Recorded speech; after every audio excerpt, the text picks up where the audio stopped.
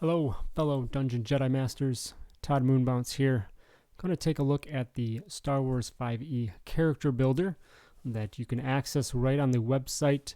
Let's go to SW5E.com and up here, my content, characters, and I'll bring you to this page. Of course, this gives you quick info on what the character builder is, some features, things like that. It is still in a beta testing phase, so keep that in consideration when building your own character, that not all the features might work the way you would expect, like filling out a normal character sheet by hand. But this thing's pretty good, pretty robust as it is, as we talked with Speed the other day on our podcast about. So we're just going to run through building a character, and I'm not going to do too much explaining about how things work or whatever. It's going to be more me going through and building a character just to show you how that process goes. So we'll first time I'm going to create a character. You can load a character if you've saved one, but we're starting from scratch. So jump into that.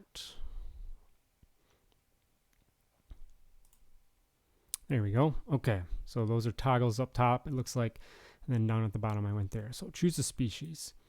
I'm going to do, I always lean towards an Ithorian when I'm building. Love the hammerheads. So this is great. It gives you all the information right from the rule book at a glance. So if you want to look around and see a couple different species, shop around, see what their abilities and traits are that you get. So I get 2 and 1 for my charisma and wisdom respectively, and some other features. Hold breath. Their sonic scream is cool, and just basically an attack that they get naturally from their species, so that's pretty fun. But I know I'm going to stick with them, so I'm going to go there. All right, class. I will do I'm going to make a Guardian Ithorian here. And again, we're looking at the class page for this out of the PHP, which is nice. Does this show... Okay, it looks like it does show the subclass information, which is fine, the ones that would be included in the PHP, so that's good. But this will give you your table and give you a heads up on all the things that you're going to be taking, building part of this class. So if you want to shop around again, that's there. It's nice to have all that information. You're not kind of going between multiple windows or whatever to reference this stuff. So we'll add that class. All right, and then you can add an additional class down here if you're multi-classing, but we're just going to go straight Guardian here. And number of levels, let's just do a level 3. Here, hit points, looks like this is doing the average here, which is super nice. So you're level 1 here, I've got that, and this doesn't include any abilities yet, because we'll do that in the next step. But we get that straight 10 and then the average of the next 2. So if you rolled, you could change those manually, but I'm going to leave those average. And then subclass with those, I'm not super familiar with the Guardian yet. I think I'm going to build one myself for an actual game, and so I'll have to look into these more, but we'll just go with the just the first one, the Shicho Form 1. So I've got that chosen there, and it's also asking for force powers. So at this level, I have 6 that I would know. So this is cool. These are this is built really well as also. So you can filter here to go by level, and it looks like that this is filtering by what I would know as a character. I'd imagine if I chose a higher level, I'd have more options here, so that's nice. And then the alignment, if I want to only look at light side powers, that'll filter that. And let's see, get out of there. There we go. So not many choices, but that's nice. It helps you see that a bit easier. So close that. And then what's cool here too, I believe, from other tests is, so as I click these, I believe they disappear. Oh, it goes to the top of the list and shows what you pick. So that's nice. Guidance, always good. Push-pull, always got to have that. And let's look at some first levels. Phase strike, always nice.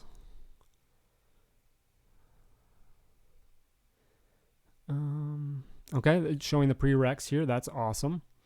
You know, it's telling you that you need that. So I think, so let's go get Mind Trick. And I might have to take something out. Let's grab Mind Trick, and I'm gonna take Affect Mind off, and then hop over to 1. And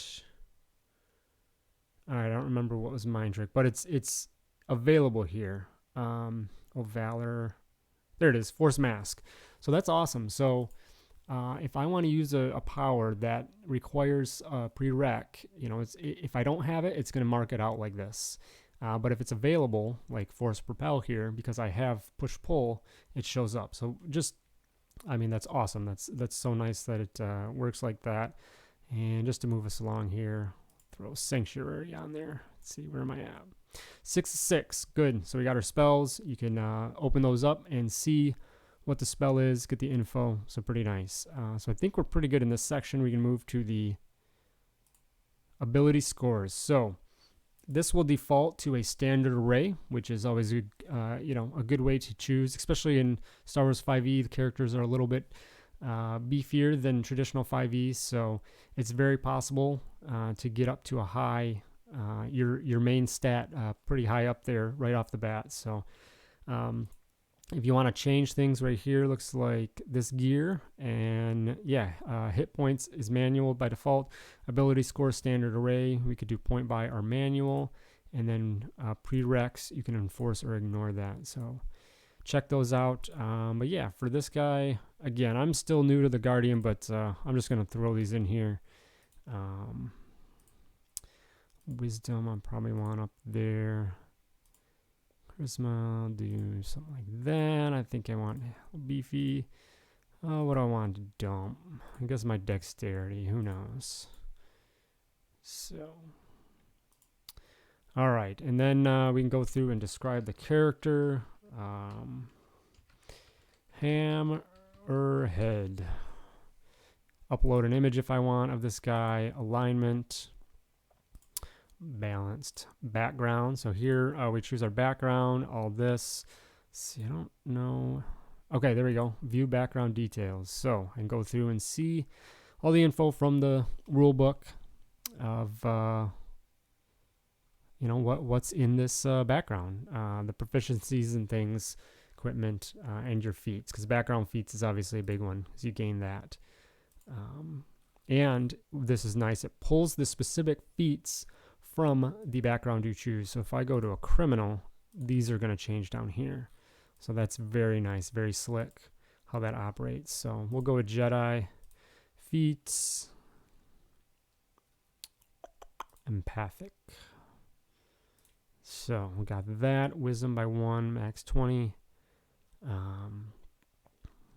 see, characteristics, and then this would be all stuff you can bring in from your stuff. I'm not going to spend the time on that right now. Mostly flavor stuff, but all the places to put there. Just kind of start filling in just so it shows up on the sheet. A few things like that. And then equipment. So if you want to add your equipment here, we can do this, and this is pretty nice. All right, I want a weapon, filter by type. I want a martial, and I want light foil, good old light foil. How many? Just 1. Equip it, add. And then you would do that for more. I'll get to one more. I'll get some armor. Composite, sure. Okay, add that. And then you can add custom items. So this is nice. So this would be custom item type. If you want to mark this, say this is gear, costs 500 credits if you're worrying about that, and it's some item that weighs 4 pounds, and then cool custom item. All right, so that's that, and I believe, so that's basically it. That's the short part of it, and then we go to character sheet, and we're gonna have this great display of our character sheet, this digital version of our sheet here. We've got our name up here, our level 3. We're at 900 of 2700 XP if you're tracking it that way. And You can click that and you can add or subtract or set your points. So let's say I gained 500 XP, apply, and that's going to go up, and it's got a nice meter that shows you where your progress towards your advancement is. So that's very awesome. And then if you, it shows the preview of what you need. So great there. This is our hit points. So we got those there, and can we set that? Those are maximums. Yep. Here we go. So, all right, let's say I took 6 damage, so I can hit that, and that's going to show that. All right, I got healed up right there, and then temporary hit points. Let's say someone gave me 4 temporary hit points. Nice. So that's awesome. This is so cool. Again, I haven't really played with this a ton, just because using everything on Roll20, but I mean, this functions very well. So, all right, I took a big hit, 15 damage, and that uses the temporary hit points and then goes the rest of them. So that is slick. Take a rest, short rest, long rest. Let's do a long rest. Take a long rest. Boom. HP's back. Awesome.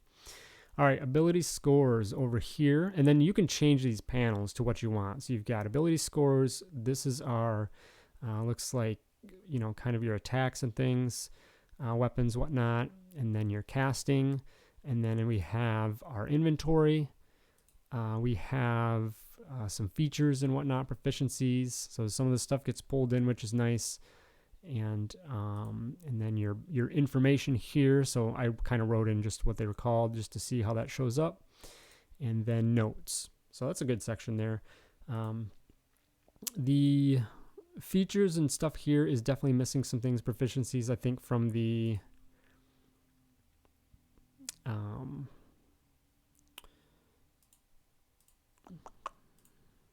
okay, so it's adding some. I'm just going to add something here. Random chance cube. The skills, I guess. So none of the skills are checked other than the saving throws. So I'm not sure if there's a way to do that before or if you do that after. I would say after because that's a choice that you make. So you'd come in here and say, all right, I want sleight of hand. I'm proficient. Nature.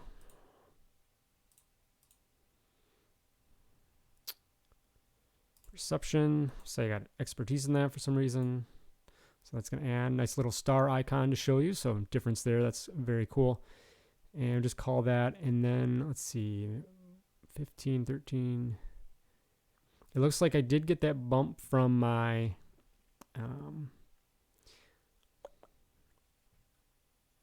was it class or my feat right here? Here's what I was looking for. Increase your wisdom by 1 for empathic. So that was 1. I don't even remember what I put my scores. I think wisdom was 14. I think I did strength 15, 14, 13. Charisma was 12. So I did get a bump there. Maybe, let's see, what was my, can I see my character traits?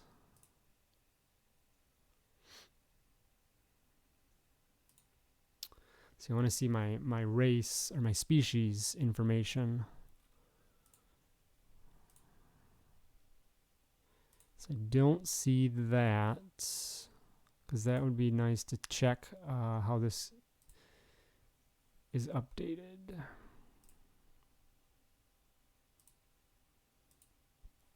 All right, let me run over here and check.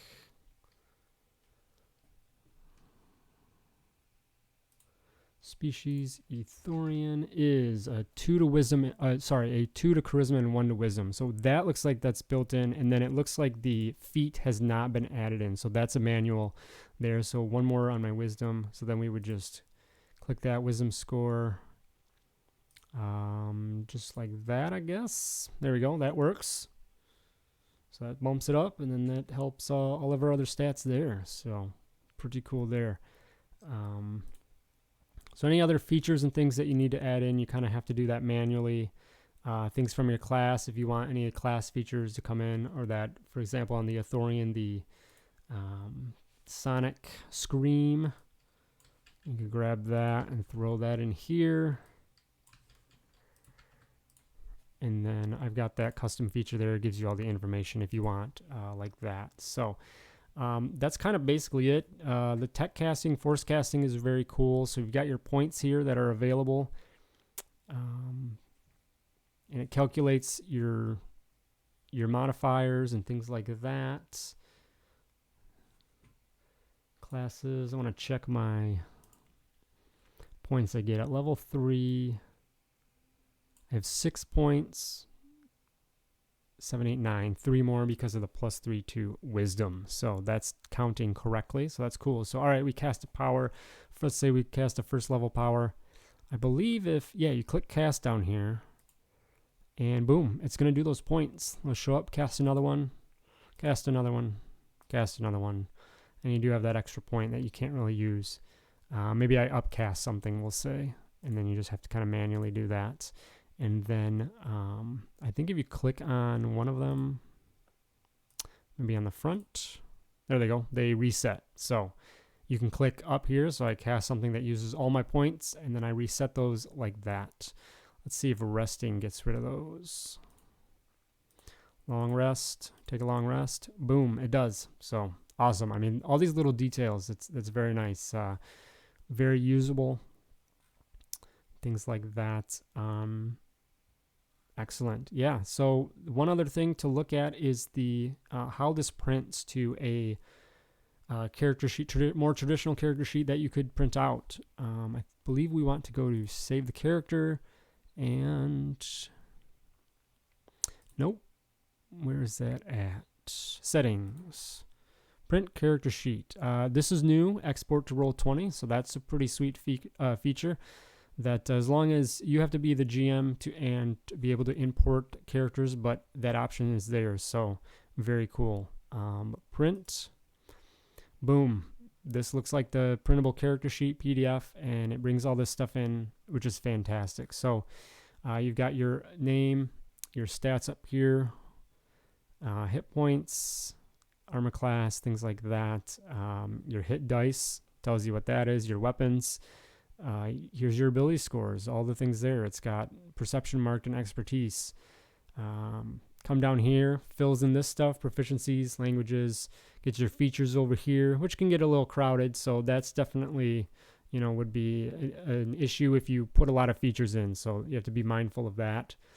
And then background feature here, going further, we got my equipment, and that starts showing you, those weight limits if you use that in your game. And then my force power is here, showing the modifiers and all that, and what I have there. So this feature, I really like this feature, is that, it prints to this, and then if you're using that physical sheet, it's right there. So you can go back to Hammerhead, and there he is, loaded up. Of course, I'd want to make sure I save this, and then you can build multiple characters. You could load multiple characters. Creates a file, so you just need to know where you save that, and just load it up and make edits. Use the character. Maybe you're playing in multiple games, and yeah, you have that. So overall, this is a great tool for any players out there. I think the new thing with Roll20 is awesome. As I said, kind of in our current climate, everything's online right now, and being able to transfer this over, because it's depending on your experience with the game, whether you're new or not, it is nice to kind of go through that process like this does, and it helps you see the options there. You don't have to know them, either by know them by hand, or you're referencing something else. So when it's right there, it's nice. And then go through this process and then click and get it transferred to Roll20 is awesome for those digital games. So very nice and very helpful there. But beyond that, definitely pay attention to the Discord there, because I know those guys are doing a great job. And updates, if you have any bug reports or things or feature requests, check them out there on the Discord. And Speedreader and Tears of Fear, who did so much awesome work to get this out to you guys. So I hope this helps a little bit for any of you that have not seen the character creator yet. Definitely check it out if you haven't. And of course, thank you to all of our followers and whatnot for Dungeon Jedi Masters. Check us out, dungeonjedimasters.com. and we'll see you next time. May the force be with you.